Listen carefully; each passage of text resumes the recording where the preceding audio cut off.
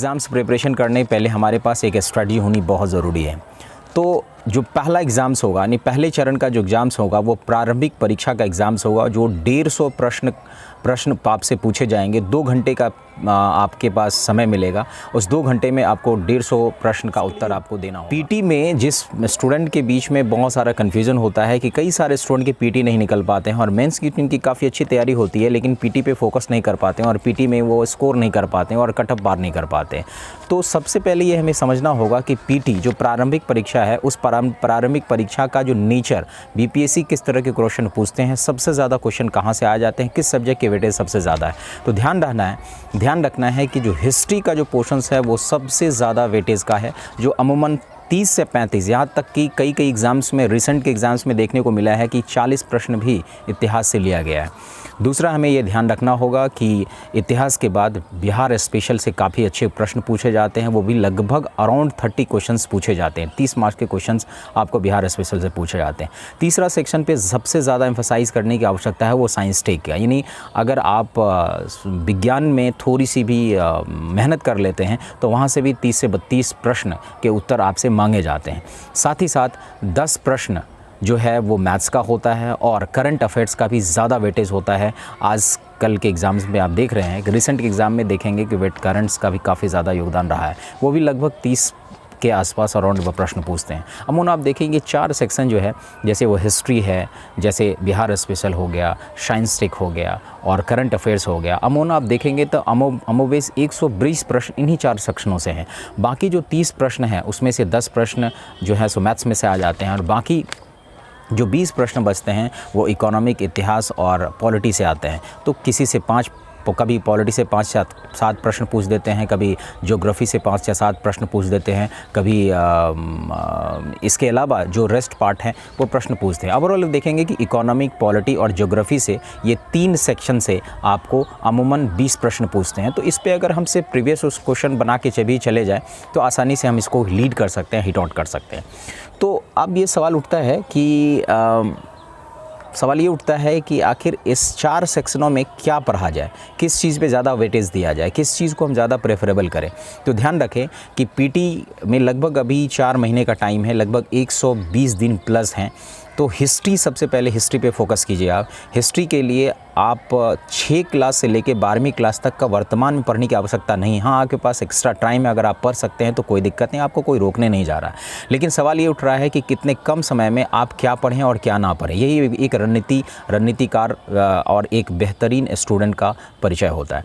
तो सबसे पहले अगर आप देखेंगे, हिस्ट्री की बात करेंगे तो आँख बंद करके कम से कम 11th और 12th की जो NCERT का बुक आप ज़रूर से पढ़ के जाएँ और इसके बाद ही कोई रेफरेंस बुक में आप लूसेंट को ले सकते हैं और या क्रॉन को ले सकते हैं। हालांकि हम तो सजेस्ट करेंगे कि क्रॉन और लूसेंट दोनों को आप पढ़ें, क्योंकि कुछ फैक्ट्स जो होते हैं वो लूसेंट में है और कुछ फैक्ट्स क्रॉन में नहीं है, और कुछ फैक्ट्स क्रॉन में है, कुछ फैक्ट्स लूसेंट में नहीं है। तो मैं तो सजेस्ट करूँगा कि आप जो हैं सो वो दोनों को कवर अप करें, ताकि हिस्ट्री पे काफ़ी अच्छी पकड़ आ जाए और हिस्ट्री के लगभग प्रश्न आप वहाँ पे स्कोर कर दें। दूसरा जो इम्पॉर्टेंट सेक्शंस है वो हिस्ट्री के अलावा बिहार स्पेशल है। बिहार स्पेशल के बारे में भी ज़्यादा भागदौड़ नहीं, मार्केट में तमाम प्रश्न से संबंधित बुक्स अवेलेबल्स हैं, लेकिन आपको इतना ज़्यादा मगजमारी नहीं करनी है। आप आंख बंद करके इम्तियाज़ अहमद की एक बुक आती है, बिहार एक परिचय, जो कि सब्जेक्टिव बुक भी आती है और ऑब्जेक्टिव बुक भी आती है। आप आंख बंद करके उनको ले सकते हैं। ये बुक काफ़ी ऑथेंटिक होती है। मैंने कहा कि इम्तियाज़ अहमद की एक बिहार एक परिचय आती है, सब्जेक्टिव और ऑब्जेक्टिव, इसको आंख बंद करके आप ले लीजिए, इससे ये काम हो जाएगा। तीसरा जो होता है वो साइंस की बात आती है। साइंस में भी अच्छे खासे प्रश्न आते हैं, तो साइंस के लिए आपको ज़्यादा भागदौड़ नहीं करना है। लूसेंट का सब्जेक्टिव काफ़ी है, इतना डीपली दिया हुआ है कि अगर आप वहाँ से साइंस को कवर अप कर लेते हैं तो पूरा का पूरा साइंस पोर्शन क्लियर हो जाएगा। तो लूसेंट पे के लिए आप कर सकते हैं। और लूसेंट के साथ साथ आप लूसेंट का एक सब्जेक्टिव और ऑब्जेक्टिव भी आता है, तो आप सब्जेक्टिव पढ़िए एक साइड में और दूसरे साइड उसी टॉपिक वाइज आप ऑब्जेक्टिव को भी प्रैक्टिस कर सकते हैं, जिससे आपका काफ़ी ज़्यादा इम्प्रूवमेंट। बहुत सारे बच्चों का एक कन्फ्यूजन रहता है कि क्या पढ़ें, पेपर पढ़ना चाहिए कि नहीं पढ़ना चाहिए, मैगज़ीन पढ़ना चाहिए कि नहीं पढ़ना चाहिए, रेगुलर पढ़ना चाहिए कि नहीं पढ़ना चाहिए। ऐसा हो कि सर PDF मुझे दे दीजिए, हम एग्ज़ाम के लास्ट 10 डेज़ में, एग्ज़ाम्स के लास्ट 5 डेज़ में हम PDF पढ़ के चले जाएंगे। दोस्त, यकीन मानो कि करंट अफेयर्स लास्ट के 5-10 दिन पढ़ने से कुछ नहीं होगा, आपको डेली न्यूज़पेपर पढ़ना ही है। और वैसे भी क्या हम BPSC का सिर्फ पीटी निकालने के लिए एग्ज़ाम दे रहे हैं, नहीं, बीपीएससी का ओवरऑल तीनों चरण का एग्ज़ाम्स निकालने के लिए हम एग्ज़ाम दे रहे हैं, जिससे हमारा पीटी भी क्लियर हो, मेंस भी क्लियर हो, इंटरव्यू क्लियर हो। लेकिन अगर हम करंट अफेयर्स में न्यूज़पेपर पढ़ना छोड़ देंगे, न्यूज़पेपर अगर नहीं पढ़ेंगे तो पीटी भी नहीं निकलेगा। साथ साथ अगर पीटी किसी भी तरह निकल भी गया तो मेंस में हम लटक जाएंगे, और मेंस में अगर किसी भी तरह से हमने लिख भी दिया तो फिर पर्सनालिटी डेवलपमेंट इंटरव्यू भी काफ़ी मदद करता है आपका न्यूज़पेपर पढ़ने के लिए। तो न्यूज़पेपर तो मस्ट है, आपको पढ़ना ही पढ़ना है। न्यूज़पेपर पढ़ने से आपका एडिटोरियल खास करके आप पढ़िए, जो फैक्ट्स हैं वो आपके साथ आएंगे। एडिटोरियल से आपकी डेवलपमेंट इम्प्रूवमेंट हो जाएगी, लिखने की स्टाइल डेवलपमेंट हो जाएगी। ध्यान रहे कि दुनिया के कोई भी टीचर आपको ये नहीं बताएगा कि आपको लिखना कैसे। न्यूज़पेपर आपको डेली पढ़ना है, न्यूज़पेपर से कोई कंप्रोमाइज़ नहीं करना। डेली आपको करंट अफेयर्स के लिए न्यूज़पेपर पढ़ना है। हाँ, रही बात मंथली मैगजीन्स के लिए, तो कई मैगजीन्स, आप कोई भी मैगजीन उठा के पढ़ सकते हैं। करंट अफेयर्स में लगभग कम बेश सारा मैगजीन बराबर है, लेकिन हम आपको सजेस्ट करेंगे कि विज़न आईएएस का जो 365 पीटी वाला पोर्शंस आता है उसको पढ़ के आप ज़रूर पीटी में जाइए। कई बार 20 बार रिवीजन करके आपको जाइए। उनका हर 3 महीने या मंथली बेसिस पे अभी आता है, छमाहिक बेसिस पे अभी आता है, और 365 दिनों का, यानी पूरे वर्ष का 365 दिनों का भी एक घटनाचक्र का कंपाइलिंग किया गया। लाजवाब विज़न आईएएस का कंपाइलिंग लाजवाब है, आप उसे क्लैरिफाई कर सकते हैं।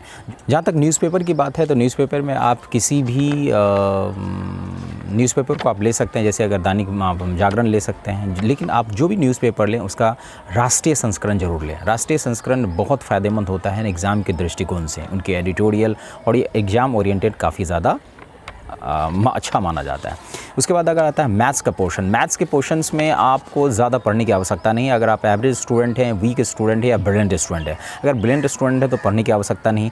वीक एवरेज स्टूडेंट है तो आपको ध्यान रहे कि आप अगर प्रीवियस ईयर क्वेश्चंस को हल कर लेंगे, प्रश्नों को हल कर लेंगे और उसी को बार बार रिवीजन कर लेंगे तो मैथ्स 10 नंबर का मैथ्स नहीं छूटेगा, ये मेरा ऐसा विश्वास है। जो पोर्शन आते हैं वो ज्योग्राफी, इकोनॉमी और पॉलिटी आते हैं, जो लगभग तीनों पोर्शन मिला के लगभग 20 प्रश्न पूछते हैं। 20 अंकों का ये प्रश्न पूछा जाता है इनमें से, और इसके लिए भी मुझे नहीं लगता है कि किसी बुक्स को पढ़ने की आवश्यकता है।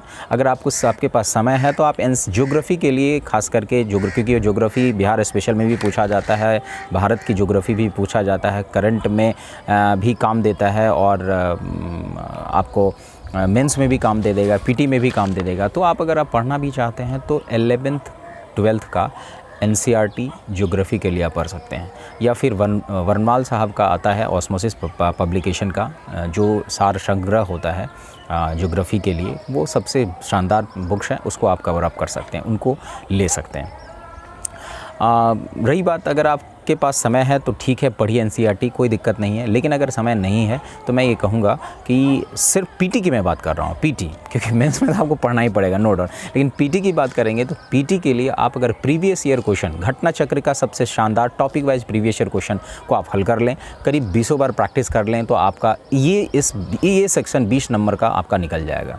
ठीक है, ओवरऑल अगर आप देखेंगे तो जो आपका 4 सेक्शन है, चाहे वो हिस्ट्री हो, बिहार स्पेशल हो, करंट अफेयर्स हो या साइंस टेक हो, ये 4 क्वेश्चंस जो हैं, यानी 4 सेक्शंस जो हैं, इन्हीं 4 सेक्शनों से लगभग 120 या 120 प्लस आप स्कोर किया जा सकता है, ये प्रश्न पूछे जाते हैं। तो इनका आपको ये ध्यान देना होगा कि अगर 120 स्कोर अगर हम कर लेते हैं पीटी में तो पूरी तरह से सुरक्षित हैं। 150 का 150 क्वेश्चन हम बनाएंगे, उसमें से पहले हम वैसे क्वेश्चन को हल करेंगे जो 100% श्योर हैं। दूसरा, हम प्रोसेस में हम ये देखेंगे कि जो प्रश्न मुझे नहीं भी आता है तो उसे भी हम एलिमिनेटेड मेथड से जो है सो प्रश्न को हल करेंगे, और जो प्रश्न साफ़ ही नहीं आता फिर भी हम तुक्का मार के जरूर आएंगे, क्योंकि अपना कुछ जाता नहीं है, क्योंकि नेगेटिव मार्किंग है नहीं। प्रश्न अगर गलत भी हो जाएंगे तो अपने अर्न किए हुए प्रश्न में से जो अर्न किया हुआ मार्क्स होगा वो आपका नुकसान नहीं जाएगा, उसमें से माइनस नहीं होगा। लेकिन अगर आप छोड़ के आते हैं तो इतना 100% है कि वो तो जुटेगा नहीं मार्क्स। और साथ ही साथ अगर गलती से भी 1 या 2 नंबर बढ़ जाता है तो याद रखें कि 1 या 2 नंबर या आधे नंबर से ही लोग कंपटीशन से बाहर हो जाते हैं। तो ये इस स्ट्रेटजी के साथ आपको जाना होगा, और 150 क्वेश्चन को अटैम्प्ट 2 घंटे में करना होगा, तभी जाके आप फुलफिल कर सकते हैं। रही बात, और लास्ट में आपको ये बताऊंगा कि किसी भी एग्ज़ाम्स का जो कोर होता है वो प्रीवियस ईयर क्वेश्चन होता है। टॉपिक वाइज आप घटना चक्र से तो आप सारा सेक्शन का बना लीजिए, लेकिन सारे सेक्शंस का प्रीवियस ईयर क्वेश्चन को 20 बार जरूर रिवाइज करके जाइए, ताकि आपको एग्जैक्ट पता चले कि बीपीएससी का किस तरह का पैटर्न पूछा जाता है और किस हिसाब से प्रश्न पूछते हैं, और एग्ज़ाम्स का टेम्परामेंट क्या होता है एग्जामिनेशन हॉल में। ठीक है, आप ये सारी चीज़ कर लेंगे तो मुझे लगता है कि 120 मार्क्स को आप को आने से कोई नहीं रोक सकता। आसानी से पीटी को में आप अपना मेंस लिखने के लिए आप अपना सीट को रिज़र्व कर सकते हैं और मेरा जो है शुभकामना आपके साथ है। All the best.